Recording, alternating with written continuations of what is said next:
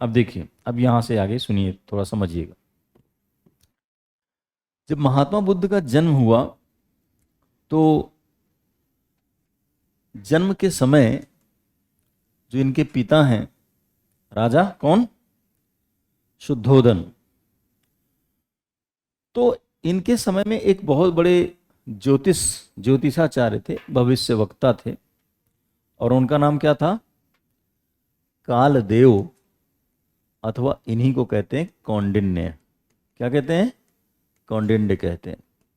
ये भविष्य वक्ता थे। तो ये पहुंचे, तो राजा सुद्धोधन, जैसे सबके माता पिता कहते हैं, राजा सुद्धोधन ने कहा कि आप तो परम ज्योतिषाचार्य हैं, आप बताइए कि मेरे बच्चे का भविष्य कैसा होगा। तो कालदेव ने कहा कि देखिए, आपका बच्चा है तो अलौकिक, और एक काम भी अलौकिक ही करेगा। राजा ने कहा मतलब, तो इन्होंने कहा इसका मतलब ये है कि या तो ये बहुत बड़ा चक्रवर्ती सम्राट बनेगा, बहुत बड़ा राजा बनेगा, और या तो फिर ये बहुत बड़ा संत बनेगा। अब कोई भी माता पिता चाहेगा क्या कि उसका लड़का या लड़की संत बने? नहीं चाहेगा। वो तो यही चाहेंगे कि राजा बने। और संत का मतलब आज की तरह नहीं था उस समय का संत, उस समय तो मतलब संत ही होता था। तो राजा ने पूछा कि अच्छा, ज्यादा क्या बनने के चांस है? तो कालदेव ने कहा कि देखिए, ज्यादा तो संत बनने के ही चांस है। अब राजा एकदम टेंशन में। राजा ने कहा अच्छा ये बताइए कि क्या हम ऐसा करें जिससे ये संत न बने? तो कालदेव ने कहा कि देखिए, जब भी कभी इसको दुख की अनुभूति होगी, तो फिर देखो, आदमी संत कब बनता है? दो ही कंडीशन में। या जब जब वो बहुत ही ज्यादा सुख भोग ले, अति भोग की अवस्था, ये भी लोगों को संत बना देती है कि अब जीवन में है क्या, सब तो भोग लिया, सारे ऐश्वर्य सारा सुख भोग लिया, कुछ नहीं इस जीवन में।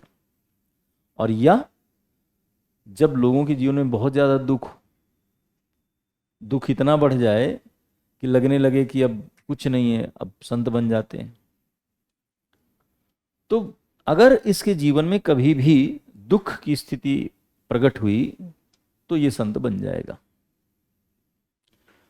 तो राजा ने कहा कि ठीक है। उसने कहा कि इसको जीवन की सच्चाई न पता चलने पाए। तो राजा राजा ही होता है। राजा जैसे ही बुद्ध थोड़ा सा बड़े हुए, राजा कहीं पर भी बुद्ध जाते थे, जैसे आज की डेट में किसी मंत्री मिनिस्टर को जाना हो कहीं, तो प्रोटोकॉल लग जाता है। आप देखेंगे सड़कें साफ हो जाती हैं, और वो जो है नई नई चीजें लगा दी जाती हैं। उस समय तो राजा का राज्य है।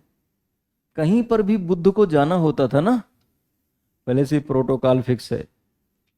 रातों रात एकदम सब बदल जाएगा, पेड़ पौधे लगा दिए जाएंगे, एकदम सुंदर हरा भरा माहौल। और हाँ, सख्त निर्देश था, कोई भी बुजुर्ग, अपाहिज, और कोई भी ऐसा व्यक्ति जो देखने में बदसूरत हो, वो नहीं होना चाहिए बुद्ध के सामने। ऐसे चेहरे होने चाहिए जो हंसते हुए हों, मुस्कुराते हुए हों, नूरानी हों। कहने का मतलब है कि सुंदर हों, चाहे वो लड़की हो चाहे लड़के हों, युवा युवक और युवतियां ही सामने आनी चाहिए। थोड़ा सा सिद्धार्थ बड़े हुए तो उनकी शादी कर दी गई। किससे? यशोधरा से। अब बुद्ध के जीवन में सब कुछ ठीक ठाक चल रहा है। तो बुद्ध को लगता था कि ये संसार कितना सुंदर है। और कई बार वो चाण से कहते भी थे कि चाण, ये संसार कितना सुंदर है, इस संसार से सुंदर तो कुछ हो ही नहीं सकता है। चाण भी कहता था कि हाँ महाराज, बिल्कुल है। अब चाण कौन है? सारथी है, ड्राइवर है। ड्राइवर तो एक ऐसा व्यक्ति होता है जो आपके घर का सब कुछ लगभग जानता रहता है। तो चांद कहता था कि हाँ महाराज, हाँ राजकुमार, आप ठीक कह रहे हैं। सिद्धार्थ जब थोड़ा सा बड़े हुए और उनके एक पुत्र हो गया राहुल, और भी थोड़ा भ्रमण करने लगे। राहुल से भी बड़ा प्रेम कर रहे हैं। एक दिन बुद्ध ने चाण से कहा कि चाण, ये संसार बहुत सुंदर है और मेरी ख्वाहिश है कि मैं और इस संसार की सुंदरता को देखूं। चाण ने कहा बेशक। तो बुद्ध ने कहा कि एक काम करते हैं, अभी चलते हैं, कहीं पहाड़ों की ओर चलते हैं, नदियों की ओर चलते हैं, कहीं चलते हैं। चाण को पता है अचानक प्रोटोकॉल तो कैसे होगा। तो चाण ने कहा कि राजकुमार, अगर आप अन्यथा न लें तो हम किसी और दिन चले चलेंगे। तो सिद्धार्थ ने कहा ठीक है, किसी और दिन चले चलेंगे। एक दिन अचानक बुद्ध ने यानी सिद्धार्थ ने फिर से जिद जिद पकड़ लिया कि चाण, एक दिन तुमने हमारी बात को इग्नोर कर दिया था, आज तो हमें चलना ही चलना है। अब चाण अगर मना करता है तो वो भी तो दुख का कारण है। भाई, आप किसी चीज को कह रहे हैं कि नहीं ये हो जाए और कोई कह रहा कि नहीं होगा, उससे भी तो दुख पैदा हो सकता है, और होता है ये दुख। अपनी इच्छित वस्तु की पूर्ति न होना ही दुख का कारण है। तो चाण मजबूर था। चाण ने अपने रथ में बैठाया सिद्धार्थ को और दोनों लोग चल दिए। ये पहली यात्रा थी सिद्धार्थ की जब वो जीवन की सच्चाई और इस संसार की सच्चाई से रूबरू होने जा रहे थे। आगे बढ़े तो जैसा आपके नोट्स में लिखा हुआ है कि बुद्ध ने 4 दृश्य देखे। कितने? 4 दृश्य। सबसे पहले उन्होंने क्या देखा? सबसे पहले उन्होंने एक वृद्ध व्यक्ति को देखा। अब वृद्ध व्यक्ति तो कभी उन्होंने देखा नहीं था। देखा कि गाल में झुर्रियां पड़ी हुई हैं, बाल झड़ चुके हैं, दांत नहीं हैं, पूरा शरीर ऐसे ऐसे कंपन कर रहा है। तो सिद्धार्थ ने पूछा, चाण ये कौन है? ऐसा व्यक्ति तो मैंने कभी नहीं देखा है। चाण ने कहा कि राजकुमार, ये एक बुजुर्ग व्यक्ति है। बोले मतलब यह है कि अब यह युवावस्था को समाप्त करके वृद्धावस्था में आ चुका है और इसलिए इसका शरीर न केवल जीर्ण हो चुका है बल्कि शारीरिक जो शक्ति है वो भी इसकी क्षीण हो चुकी है। तो जो सिद्धार्थ थे वो एकदम टेंशन में आ गए। बोले ये बताओ, क्या मैं भी ऐसा ही हो जाऊंगा? चाण चुप हो गया। फिर पूछा, क्या मेरी पत्नी यशोधरा भी ऐसी हो जाएगी? क्या मेरे आसपास जो अन्य लोग हैं तुम्हारे साथ भी ऐसा ही हो जाएगा? तो चाण ने जवाब दिया कि राजकुमार, इस संसार में जो कोई भी जन्मा है उस हर व्यक्ति के साथ यही सब होना है, और ये जीवन की सच्चाई भी है। जब हम युवावस्था में होते हैं तो हम मतलब लोगों को लगता है कि हमसे सुंदर कौन है। आप कभी पढ़िए, ट्रू ब्यूटी पढ़िए, एक कविता है इंग्लिश में, ट्रू ब्यूटी। राइटर लिखता है, कहता है कि रोजी चीक्स मतलब गुलाबी गाल, रोजी चीक्स स्टार लाइक आइज। वो कहता है रोजी चीक्स कोरल लिप्स, होंठ मतलब कैसे? मूंगे जैसे लाल हैं, और गाल कैसे? एकदम गुलाबी। Rosy cheeks, coral lips, star like eyes decreases at the time passes, but ever remained and ever fast mind could not be destroyed।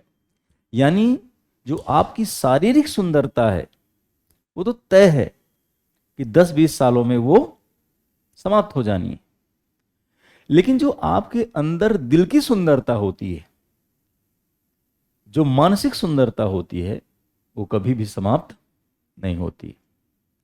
Buddha ने पूछा, मैं भी ऐसा हो जाऊंगा? चाण ने कहा, राजकुमार, इस धरती में जो आया है सबके साथ यही होना है। अब बुद्ध तनाव में आ गए। बोले अच्छा चलो कोई बात नहीं, आगे बढ़ते हैं। आगे बढ़े तो क्या देखा? आगे बढ़े तो उन्होंने देखा कि एक बीमार व्यक्ति है। इसका भी शरीर ज्वर से यानी बुखार से कांप रहा है। अब उस समय पैरासीटामॉल थोड़ा होती थी कि खा लो तो तुरंत ठीक हो जाएगा। उस समय तो बुखार से जान चली जाती थी लोगों की, तो पूरा कांप रहा है। बुद्ध रुके ही थे, देखा कि वो कराह रहा है, कांप रहा है, तो बुद्ध ने पूछा ये ऐसा क्यों कर रहा है। चाण ने कहा कि राजकुमार ये बीमार हो गया है, हो सकता है इसकी मृत्यु हो जाए। बोले मतलब, क्या मुझे भी ऐसा हो सकता है? बोले हाँ, किसी को भी हो सकता है। और आगे बढ़े। जब और आगे बढ़े तो देखा कि एक व्यक्ति है, युवा व्यक्ति है, उसकी डेथ हो चुकी थी। और देखा कि भीड़ लगी हुई है, चारों तरफ से लोगों ने उसको घेर रखा है और करुण क्रंदन कर रहे हैं, दहाड़ मार मार करके रो रहे हैं। बुद्ध ने कहा यहां भीड़ क्यों लगी हुई? चाण ने कहा अरे राजकुमार चलिए यहां से। अरे बोले नहीं, रुको, रथ रोको, देखना है। तो उतरे, देखा तो करुण क्रंदन हो रहा है, मृत्यु के बाद जैसा विलाप होता है वैसा हो रहा है। तो राजकुमार ने कहा कि, बुद्ध ने कहा कि चाण ऐसा है, थोड़ी देर में यहां रुकना चाहता हूं। चाण अब कर भी क्या सकता था, ड्राइवर ड्राइवर ही होता है। मालिक कह रहा है कि नहीं, रुकना है तो रुकना है, चलना है तो चलना है। तो अब उस व्यक्ति को जिसकी डेथ हो चुकी थी, उसको लेकर के लोग शव यात्रा पर निकल पड़े। बुद्ध ने कहा हम भी साथ में चलेंगे। चाण कह रहा है अरे राजकुमार, आप कहाँ जाएंगे इनके पीछे पीछे पैदल, आप राजकुमार हैं। बोले नहीं, हम जाएंगे साथ। अब शव यात्रा में शामिल हो गए बुद्ध। जब गए तो देखा कि जो व्यक्ति सबसे ज्यादा विलाप कर रहा था और कह रहा था कि अब मैं क्या करूंगा इस संसार में जीवित रहकर, वही व्यक्ति उस व्यक्ति को जिसको जला रहा था, उस मतलब जिस व्यक्ति के लिए रो रहा था, उसी व्यक्ति को क्या कर रहा है, चिता में लेटा करके, और उसमें क्या कर रहा है, अग्नि लगा रहा है। सिद्धार्थ ने कहा मेरे कुछ समझ में नहीं आ रहा है, अभी अभी ये इसके लिए रो रहा था और अब अपने ही हाथों से इसको क्या कर रहा है, आग लगा रहा है। तो चाण ने समझाया कि राजकुमार, इस जीवन की यही सच्चाई है और यही इस जीवन की रीति है। सिद्धार्थ ने कहा कि क्या मेरे साथ भी ऐसा हो सकता है? बोले हो नहीं सकता है राजकुमार, ये अटल सत्य है। देखो एक चीज समझना, इस जीवन में एक ही सच है और कुछ भी सच नहीं, जिसको हम प्रूव के तौर पर कह सकते हैं। हमें ये नहीं पता है ईश्वर है या नहीं, हमें ये भी नहीं पता है कि स्वर्ग है या नरक नहीं है। हमें इतना जरूर पता है कि इस जीवन में अगर कुछ सच है तो वो ये है कि मृत्यु सबकी अटल है, उससे कोई नहीं बच सकता है। एकमात्र सच अगर इस जीवन में कुछ है तो क्या है, मृत्यु है। जन्म के साथ ही अगर कुछ हमारे साथ आता है तो वो क्या आती है, मृत्यु। बुद्ध ने यही तो बाद में कहा कि जन्म है तो मृत्यु है और मृत्यु है तो जन्म है। अब बुद्ध यहीं से टेंशन पर आ गए, आगे बढ़े।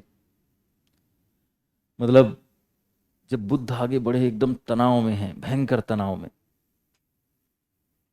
आगे बढ़े, तो देखा कि एक हंसता हुआ संत चला जा रहा है। बुद्ध ने, सिद्धार्थ ने पूछा कि ये बताओ ये कौन है? बोले राजकुमार ये संत है। बोले ये तो बहुत खुशहाल दिखाई दे रहा है। बोले हाँ खुशहाल तो है। बोले ये क्यों खुशहाल है? बोले इसने संसार का परित्याग कर दिया है, ज्ञान के मार्ग पर आगे बढ़ गया है, इसलिए खुश है। अब बुद्ध के सामने चार चीजें हैं, तीन वो अवस्थाएं हैं जो इस जीवन से जुड़ी हुई हैं, जिनमें बुद्ध को दुखी दुख दिखाई पड़ रहा है, और एक वो अवस्था ये है कि संसार में खुशहाल रहने के लिए संसार का परित्याग कर दिया जाए। तो बुद्ध करें तो करें क्या, बुद्ध तनाव में है। तो अब बुद्ध तनाव में तो है ही। घर पहुंचे, राजा सुद्धोधन ने देखा, समझ गए कि कालदेव का वचन अब सत्य होने वाला है। बुद्ध अचानक सोते थे, चौंक जाते थे, आप कभी पढ़िए light of Asia. Light of Asia Mahatma Buddha के ऊपर ही लिखी गई है। तो जब ये एक तरह से चौंक जाते थे, यशोधरा पूछती थी कि क्या हुआ मेरे स्वामी को, वो कहते थे सो जाओ कुछ नहीं हुआ है। तो अब बुद्ध डिसाइड नहीं कर पा रहे हैं क्या किया जाए। संत बनना इतना आसान नहीं होता है, संसार का परित्याग करना इतना आसान नहीं होता है, बहुत मुश्किल है। अंत में एक दिन बुद्ध ने डिसाइड किया कि अपनी खुशी के लिए और इस समाज के कल्याण के लिए अब मुझे इस संसार का परित्याग करना पड़ेगा। चाण से उन्होंने कहा कि चाण, तुम मुझे अब घर से ले चलो, जंगल छोड़ दो। रात्रि का समय था। चाण ने कहा कि राजकुमार, दिन में तो संभव नहीं हो पाएगा। तो बोले ठीक है, रात्रि में निकलेंगे। रात्रि में एक बार अपनी सोती हुई पत्नी यशोधरा की ओर देखा और अपने पुत्र राहुल की ओर देखा, और इसके बाद अपने घर से हमेशा हमेशा के लिए निकल पड़े। अब एग्जाम की तैयारी को और बेहतर करने के लिए हमारे चैनल को लाइक, शेयर और सब्सक्राइब करना ना भूलें।